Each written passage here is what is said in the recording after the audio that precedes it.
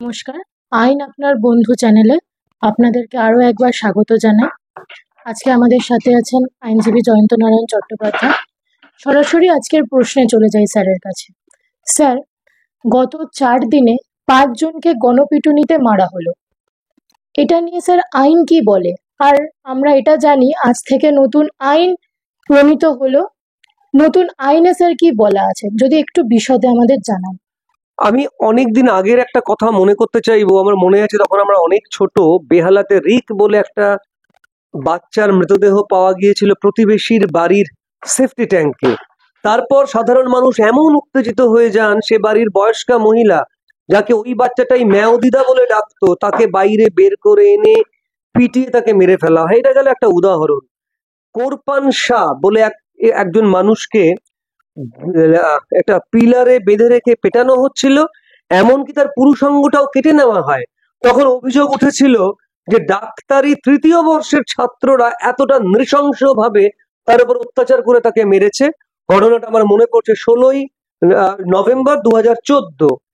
কিছুদিন আগে যাদবপুর ইউনিভার্সিটির বারান্দা থেকে এক নতুন পড়ুয়াকে ফেলে দেওয়ার অভিযোগ ওঠে। সেখানেও কিন্তু ভালো ভালো ছেলেরা ইনভলভ হয়ে যায়।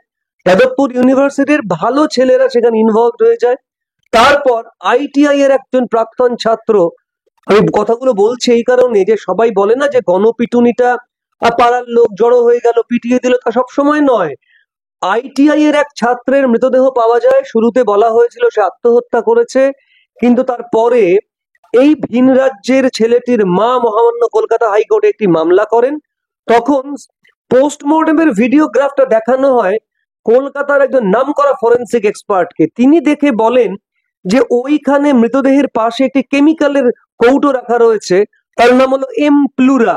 এই এমপ্লুরাটা মিট প্রিজারভেটিভ হিসেবে কাজে লাগানো হয়, অর্থাৎ হত্যা করে তাকে মিট প্রিজারভেটিভ তার গায়ে লাগিয়ে রাখা হয়েছে যাতে করে ধরা না পড়ে সে কবে মারা গেছে।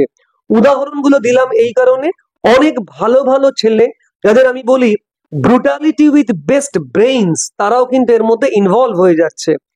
কদিন আগে, বোধহয় গত পরশুদিন বা তার আগের দিন, আমাদের এই কলকাতার উদয়ন হোস্টেল, যেটা একটা সরকারি হোস্টেল, সেখানে একজনকে মোবাইল চোর সন্দেহে গণপিটুনি দেওয়া হয়।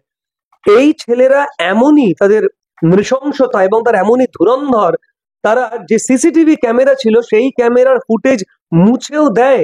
অর্থাৎ এই লোকটিকে যে নিয়ে আসা হয়েছে, ভেতরে ঢুকিয়ে তাকে মারা হয়েছে, এটার যাতে কোনো চিহ্ন না থাকে, কোনো ছবি সিসিটিভি ফুটেজে ধরা না পড়ে, তার জন্য সিসিটিভি ফুটেজ মুছে দেওয়া হয়। ভাবা যায়?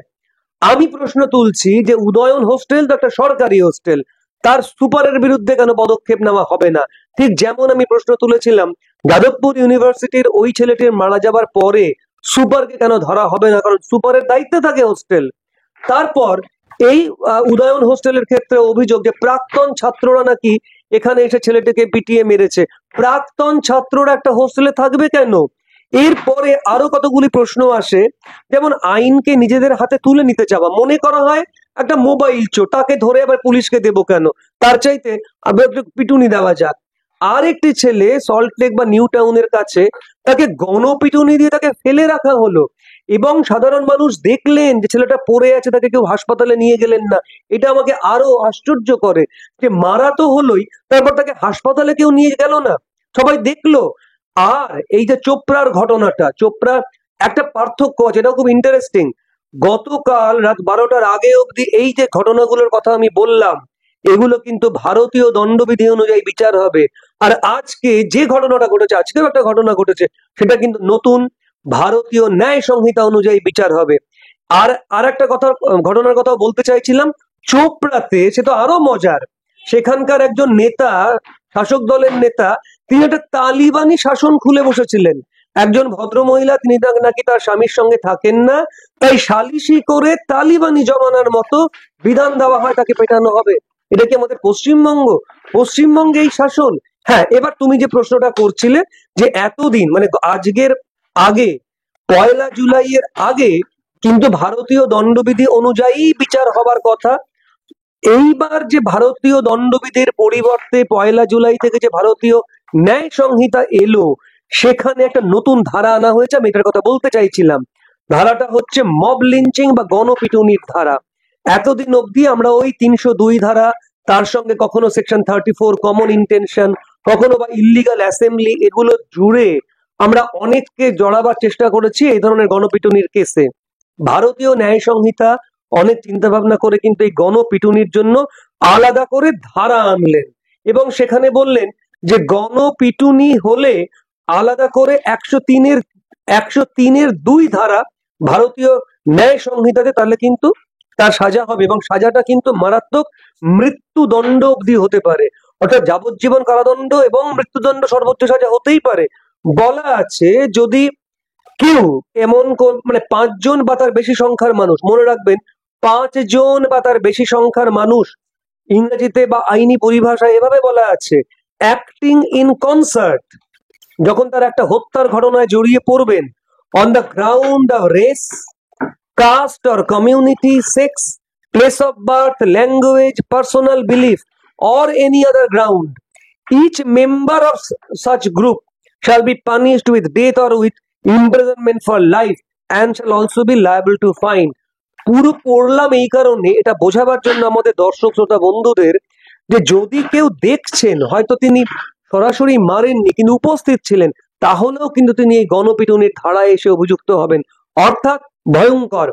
যারা শুনছেন আমাদের অনুষ্ঠান, যারা দেখছেন, অথবা যারা দেখছেন না, যারা দেখছেন না তাদের বলুন, গণপিটুনির অভিযোগে জড়িয়ে পড়লে কিন্তু ভয়ঙ্কর সাজা অপেক্ষা করছে।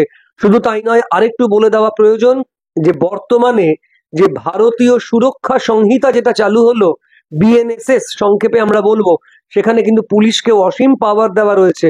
পুলিশ কিন্তু তুলে নিয়ে যেতে পারে এবং দ্রুত, এবং এ ধরনের মামলাতে আগে দীর্ঘসূত্রিতার কথা উঠতো, এখন বলা আছে যে 2টো অ্যাডজার্নমেন্টের বেশি কিন্তু অ্যাডজার্নমেন্ট পাবে না তারা, অর্থাৎ যত তাড়াতাড়ি সম্ভব কিন্তু চার্জশিট হয়ে, চার্জ ফ্রেম হয়ে বিচার হবে। অর্থাৎ গত 4 দিনে 5 জন মারা গেছে গণপিটুনির ঘটনায়।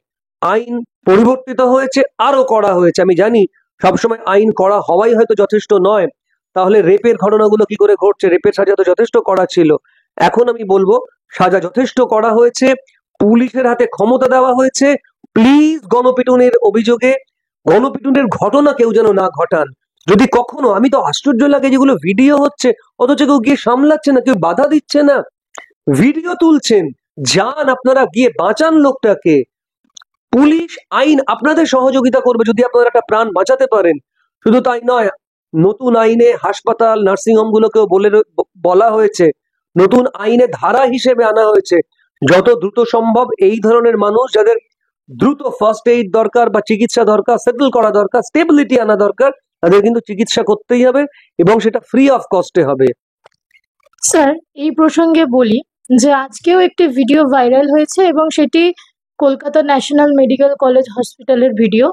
সেখানে আমরা দেখছি যে একজন সিভিক ভলেন্টিয়ার লাঠি চার্জ করছে, লাঠি নিয়ে মারছে, যেখানে আমরা এই চ্যানেলেই আমাদের ভিডিওতে আমরা বলেছিলাম যে সিভিক ভলেন্টিয়ারদের হাতে লাঠি দেওয়া যায় না, সিভিক ভলেন্টিয়ার হাতে লাঠি নেবে কেন?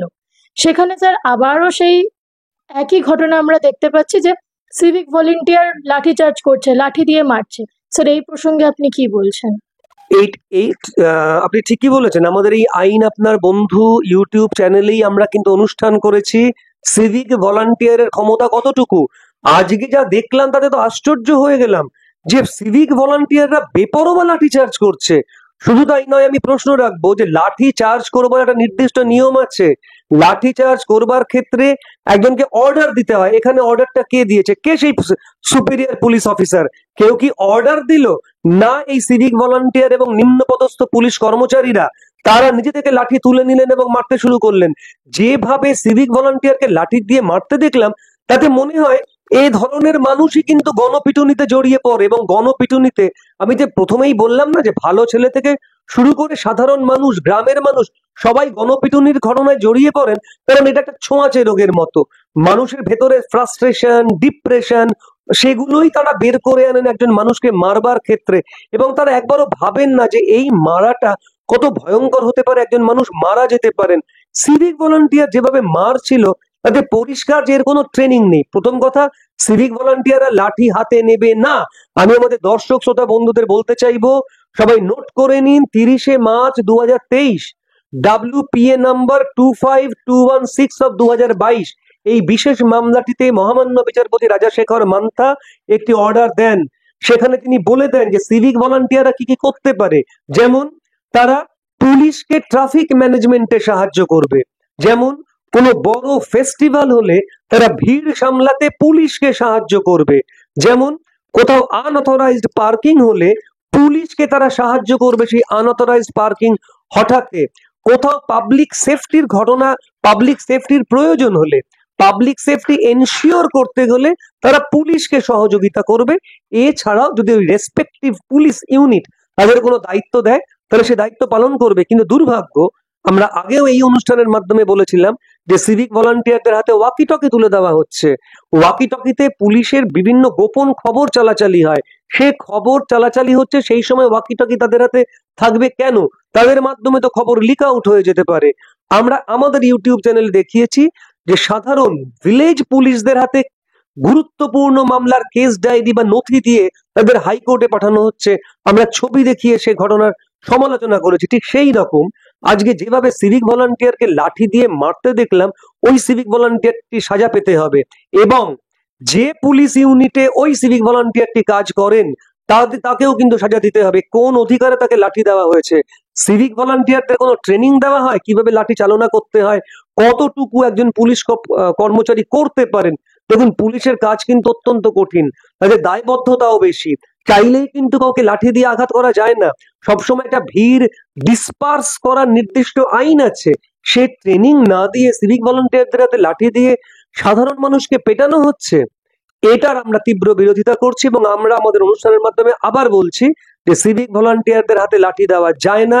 কোনো আইন এমন নেই তাদের হাতে কেস ডায়েরি বা মামলার গুরুত্বপূর্ণ নথি দেওয়া যাবে না। তারা নির্দিষ্ট কিছু কাজ করতে পারবে, তার বাইরে কাজ করলে যে পুলিশ ইউনিট বা অফিসার ইনচার্জের অধীনে ওই সিভিক ভলান্টিয়ারটি রয়েছেন তাকেও কিন্তু সাজা দিতে হবে। ধন্যবাদ স্যার, অনেকটাই জানতে পারলাম।